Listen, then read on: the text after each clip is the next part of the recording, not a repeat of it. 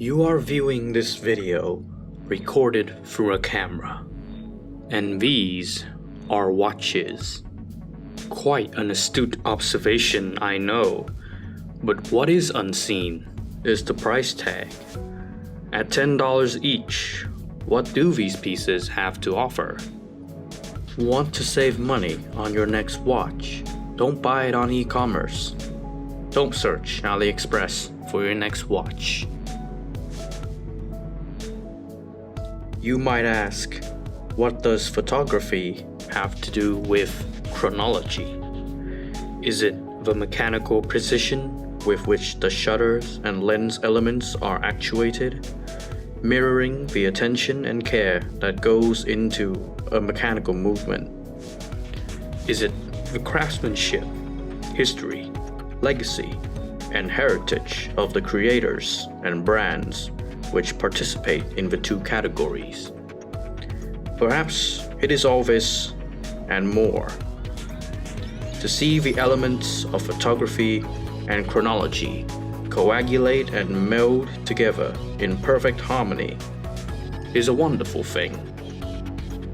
Unfortunately, that's not what we'll be covering today. For $10, most won't even expect a strap, let alone a functioning watch. But the guys at Sanda managed to make it work. Who are Sanda, you ask?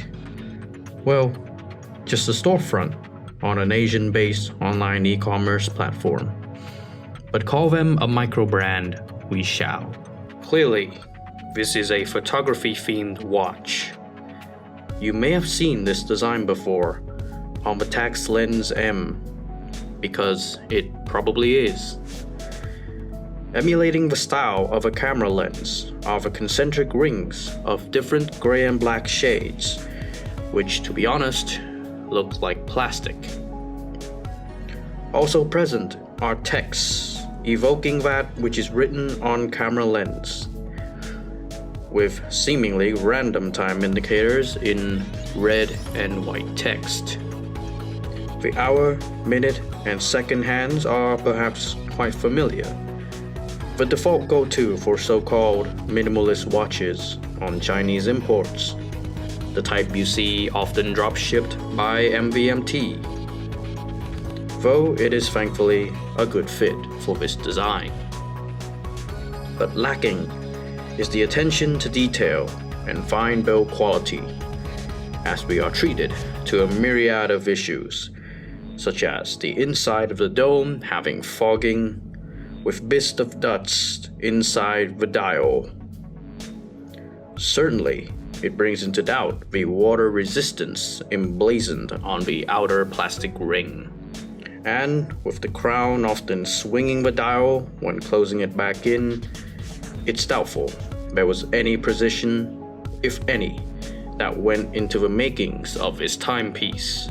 It's a bit heavy on the hand too, thanks to the thick outer alloy ribbed ring. What about this watch, which seeks to emulate the concept of the shutter in cameras? Gone is the variety of metallic-looking elements, replaced with a somewhat empty dial, encompassing a simple plastic element in the design of shutter leaves. No, these don't really move or close in and expand like real shutters. They are simply static.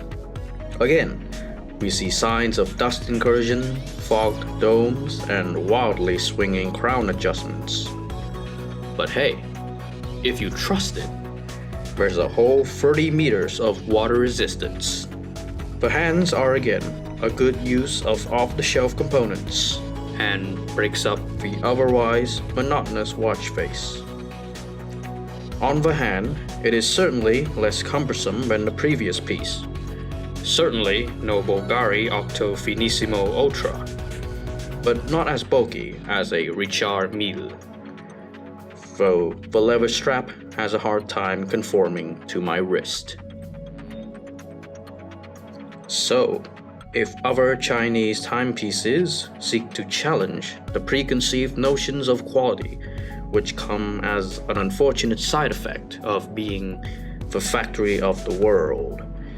These sandal watches perhaps seek to reinforce said notions. Nonetheless, should you seek to buy them, their prices will at least be accurately reflected of their quality. Discover more unexceptional watches at Aliexpress.